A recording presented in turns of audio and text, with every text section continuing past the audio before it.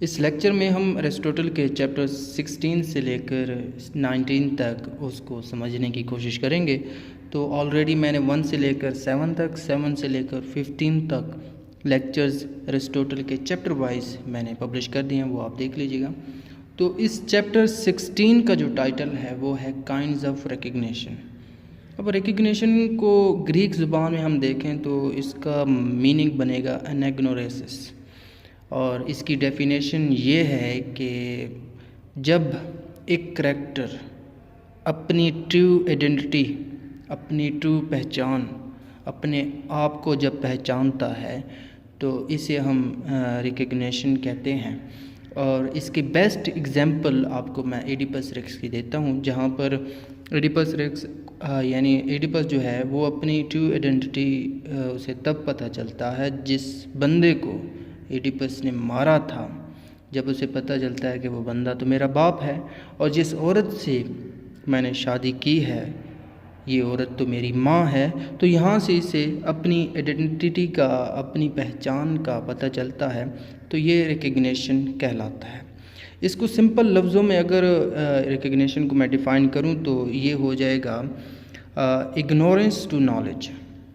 اب اس سے کیا مراد ہے کہ اگنورنس سے نالج کی طرف آنا، جیسے ایڈیپس آیا تھا پہلے اگنورنس میں تھا، جہالت میں تھا، یعنی اسے کسی چیز کا پتہ ہی نہیں تھا. جب اس نالج کی طرف آیا تو اسے پتہ چلا کہ جس ماں سے، جس باپ کا، تو وہ تو یہ میرے تعلق میں آتے ہیں نا، جس ماں سے شادی کی، جس باپ کو مارا، تو وہ میرے ایکچولی ماں باپ تھے.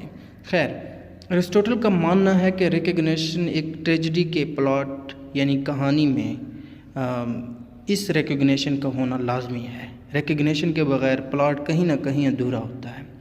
اس کے بعد ایرسٹوٹل اس ریکگنیشن کی ٹائپس بتاتا ہے، کائنڈز بتاتا ہے.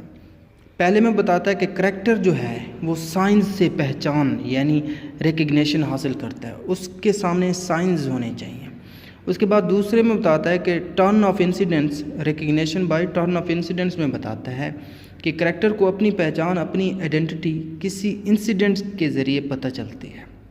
اگر آپ نے ایڈیپس پڑھا ہے تو اس میں ایڈیپس کو پتہ چلتا ہے کہ جس بندے کو اس نے مارا وہ اس کا باپ تھا. اس کے بعد اس کی ایکچولی جو لائف ہوتی ہے وہ ریویل ہو جاتی ہے. خیر، اس کے بعد ریکگنیشن انوینٹڈ بائی پوئٹ، یعنی پوئٹ جو ریکگنیشن، جو پہچان کریکٹر کو آتھر دے، اسے کہتے ہیں ریکگنیشن انوینٹڈ بائی پوئٹ.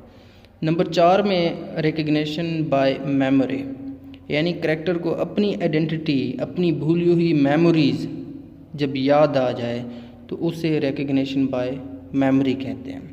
پھر اس کے بعد ہے recognition by the process of reasoning. اس میں کریکٹر عقل کو، مائنڈ کو یوز کر کے اپنے آپ کو پہچاننے کی، جاننے کی کوشش کرتا ہے. اور آخر پر ہے ریکگنیشن تھرو انسیڈنٹس اور ایکشنز. اس سے مراد یہ ہے کہ کریکٹر اپنے آپ کو ڈیفرنٹ انسیڈنٹس یعنی واقعات سے اور ایکشنز کی وجہ سے ریکگنائز کرتا ہے، پہچانتا ہے. اس کو سمجھنے کے لیے آپ کو ایڈیپس ریکس کا پلے ان سب پر جو بھی میں نے بتایا اپلائی کرنا پڑے گا، تو آپ اس چیپٹر کو ایزیلی سمجھ جائیں گے. چیپٹر 17 میں جس کا ٹائٹل ہے practical rules for tragic poet, اس میں ایرسٹوٹل کہتا ہے کہ پوئٹ اگر کچھ لکھنے جا رہا ہے تو پوئٹ کو چاہیے کہ وہ پہلے امیجن کرے، یعنی تخیل میں لے کر آئے. امیجنیشن، اس جو چیز سوچ رہا ہے نا اس کی امیجنیشن مائنڈ میں رکھے، ایک اسکیچ رکھے، کیونکہ پوئٹ کی مینٹل آئی اسے بتا سکتی ہے کہ کون سی ایکشنز، کون سی ڈکشن یعنی چوائس آف ورڈز بہتر ہو سکتی ہے. اور ہاں، اگر پوئٹ کچھ لکھنے جا رہا ہے نا تو سب سے پہلے پوئٹ کو وہ ایموشنز، وہ فیلنگز محسوس کرنی چاہیے جو وہ لکھنے جا رہا ہے. جو لکھ رہا ہے اس کا پوئٹ کو خود ایکسپیرئنس ہونا چاہیے. پوئٹ لائف کے برے تجربات یعنی لائف کے بیڈ ایکسپیرئنس سے بھی گزرا ہوا ہو، تب جا کے وہ اچھی پوئٹری لکھ سکتا ہے، یعنی ٹریجک پوئٹ بن سکتا ہے. چیپٹر 18 میں جس کا title practical suggestions for writing a tragedy, اس میں یعنی ایرسٹوٹل کہتا ہے کہ وہ رائٹر ہے ہی نہیں جو اپنی کہانی کا اسکیچ مائنڈ میں نہیں رکھتا. एरिस्टोटल मज़ीद कहता है कि अगर कोई पोइट या राइटर कुछ लिखने जा रहा है तो इस राइटर को चाहिए कि वो अपनी ट्रेजेडी में कॉम्प्लिकेशन पाए, लेकर आए, यानी अपनी ट्रेजेडी में ना इंसिडेंट्स, वाक़यात को कॉम्प्लिकेट रखे, इजी ना रखे कि समझ आ जाए फ़ौरन, आप अगर कहानी पढ़ रहे हो तो फ़ौरन समझ आए ना। एरिस्टोटल कहता है कि कॉम्प्लिकेशंस होने चाहिए, आपका माइंड सोचने लगे। खैर, और राइटर को एक और चीज़ को भी माइंड में राइटर को रखना है, वो ये है कि किस तरह इसकी कहानी का एंड होगा। ये सब चीज़ें एक अच्छे ट्रेजिक राइटर की पहचान है। डिक्शन एंड सेंटिमेंट जिसका टाइटल है, इसमें एरिस्टोटल कहता है कि थॉट एंड डिक्शन मतलब एक सोच, थॉट मतलब सोच, डिक्शन वर्ड्स का चुनाव यानी सिलेक्शन ऑफ वर्ड्स, ये जो चीज़ें हैं ना, थॉट एंड डिक्शन, ये ट्रेजेडी का बहुत इम्पोर्टेंट हिस्सा है। लाजमी बात है, सिलेक्शन ऑफ वर्ड्स किसी भी चीज़ के लिए बहुत ही इंपॉर्टेंट है। उसके बाद कोई ख्याल, कोई सोच, कोई आइडिया, ये भी किसी चीज़ को लिखने के लिए इम्पोर्टेंट है।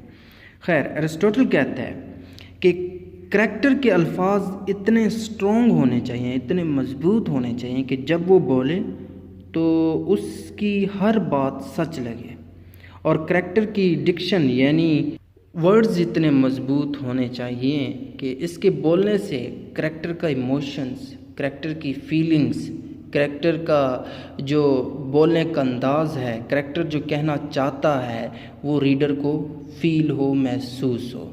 तो उम्मीद है यहाँ तक क्लियर हो गया होगा। मज़ीद आपको एरिस्टोटल के जितने भी चैप्टर्स हैं वो आपको स्क्रीन पर नज़र आ रहे होंगे। अगर ये वीडियो अच्छी लगी है तो लाइक कीजिएगा, सब्सक्राइब कीजिएगा, दोस्तों के साथ लाजमी शेयर कीजिएगा और अपना फीडबैक लाजमी दीजिएगा कि ये वीडियो, ये लेक्चर आपको कैसे लगा। Thank you for watching this.